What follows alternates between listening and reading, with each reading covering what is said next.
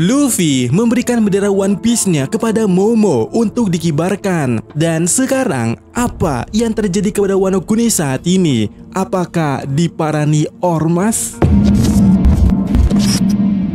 Yosa, kembali lagi di Kakoi Anime. Dan ya, kali ini kita akan bahas Wano Kuni, suatu tempat yang sudah lama berlalu tapi masih menyimpan suatu misteri. Sebut saja Pluton, dimana satu misteri, satu hal yang ada di Wano tersebut yaitu Pluton patut benar-benar kita pertanyakan. Kenapa? Karena Pluton itu adalah salah satu senjata kuno dan siapa saja jelas menginginkannya, kecuali Luffy sih. Tapi berbicara ormas yang suka mencuri, yaitu Kurohige Pirate, seharusnya mereka tertarik. Dan kita tahu sampai detik ini Karibo adalah orang selain Mugiwara Ichimi yang tahu lokasi Pluton. Nah, si Karibo ini saat ini berada di Hachinosu bertemu dengan Kurohige, yang dengan kata lainnya, cepat maupun lambat Kurohige akan mengetahui kalau di Wano Kuni ada senjata kuno. Dan kita tinggal menunggu waktu saja sampai seorang Kurohige tersebut bergerak untuk ke Wano. Tapi disinilah pintarnya seorang Oda Sensei. Oda Sensei tidak lupa untuk memberikan plot menarik di sini, bahwa Luffy telah memberikan benderanya kepada Momo kepada Wano Kuni pula sebagai bentuk perlindungan. Nah, seharusnya Kurohige akan berpikir dua kali untuk mengambil Pluton maupun merusuh di Wano Kuni jika dia melihat bendera Luffy atau Jolly Roger Luffy berkibar di Wano Kuni. Bahkan seharusnya Karibo tahu kalau Luffy telah menyerahkan benderanya kepada Wano Kuni sebagai bentuk perlindungan tersebut, karena kita tahu ya Karibo pada saat itu ada di kapal Sanigo. Jadi seharusnya Kurohige bakal tahu kalau Wano Kuni saat ini berada di bawah kekuasaannya Luffy. Dan seharusnya kita tahulah Kurohige juga akan lebih memprioritaskan rencana yang tidak terlalu membebaninya atau terlalu beresiko. Contohnya pada saat itu seorang Kurohige lebih milih mundur daripada melawan Relik, padahal Relik sendiri mengaku kalau Kurohige pastinya bisa menang jika bertarung di sana. Jadi itu tadi kenapa aku bilang kalau Oda Sensei sangat pintar memberikan plot ini kepada Wano. Mengibarkan bendera One Piece di Wano adalah bentuk sesuatu kejeniusan, karena jelas itu akan mencegah Kurohige untuk datang ke sana. Dan sekali lagi aku katakan, ini dia hebatnya Oda Sensei. Kenapa seorang Karibo diberikan info oleh Oda tidak hanya mengetahui satu senjata kuno, tapi Karibo tahu dua.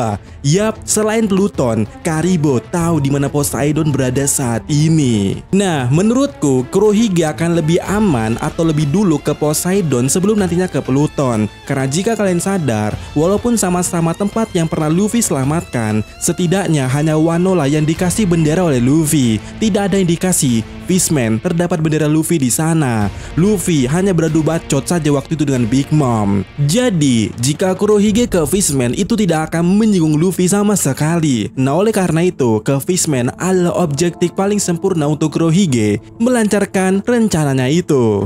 Dan sekali lagi itu karena apa? Ya, karena ada bendera One Piece yang dipajang atau dikibarkan di Wano Kuni, negeri yang dulunya dipegang atau dipimpin oleh Orochi dan Kaido, yang sangat menyusahkan warga daripada Wano Kuni itu sendiri. Kemudian satu lagi manfaat daripada bendera yang dipasang di Wano itu, yap, seharusnya orang itu tetap akan datang ke Wano Kuni karena ada bendera Luffy di sana.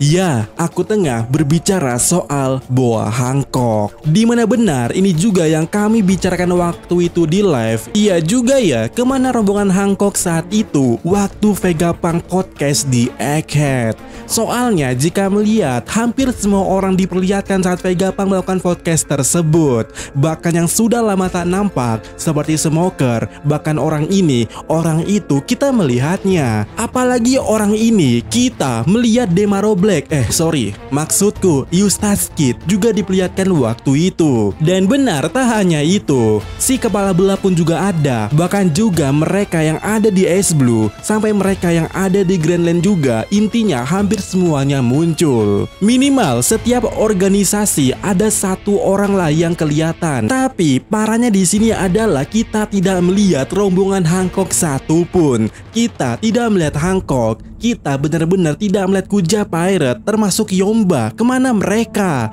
Gak ada satupun rombongan mereka yang kelihatan. Dan kita semua tahu betul, terakhir kali kita melihat mereka, rombongan mereka itu ya ada di Pulau Amazon Lily yang diserbu oleh Merin dan juga Kurohige. Dan juga ada Relic dan juga Saki waktu itu. Nah, menariknya Saki dan Relic saat Vegapunk Podcast itu mereka sudah balik ke Sabondi. Bahkan kita bisa melihat juga area di sekitar Sabondi, terutama di sekitar area bar Saki, tidak ada tanda-tanda Hancock maupun Kuja Pirate di sana. Jadi di sini ada dugaan. Pertama, mungkin Hancock tidak ikut Relic dan Saki, tapi tetap menetap bertahan lama di Amazon Lily. Cuman yang jadi pertanyaannya juga, apakah mereka para Kuja Pirate akan bertahan di sana? Karena kita tahulah Merin itu sangat mudah datang ke sana ke wilayah Amazon Lily.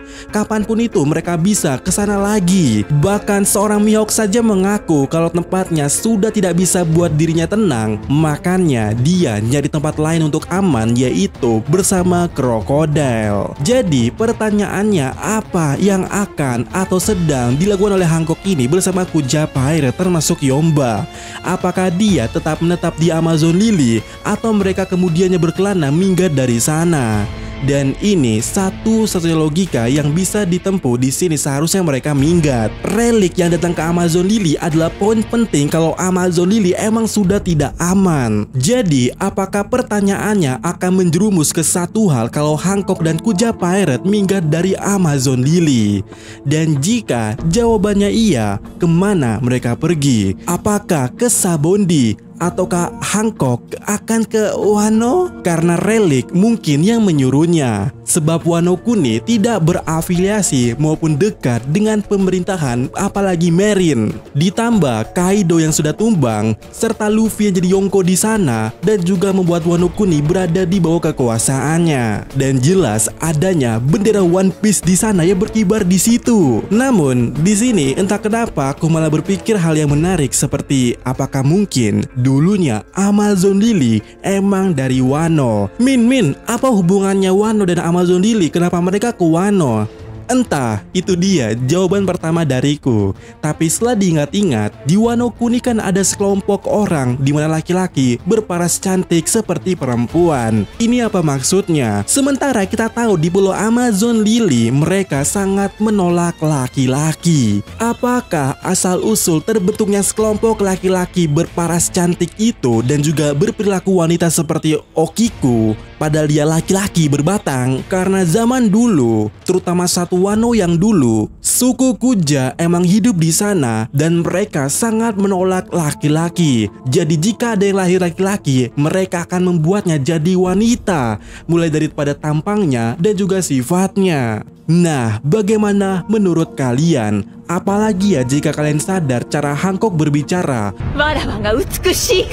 adalah jenis bicara ratu atau kaisar di zaman dulu, terutama di periode pra-samurai hingga awal samurai sekitar zaman Heian dan zaman Kamakura. Artinya ini sebelum bahasa Dono-Dono, Degozaru, zaman samurai, yang mana dengan kata lainnya Hancock menggunakan bahasa Wano yang dulu sebelum tenggelam ini. Yap, kita katakan kalau suku Kuja dulunya hidup di sini. Dan bagaimana menurut kalian?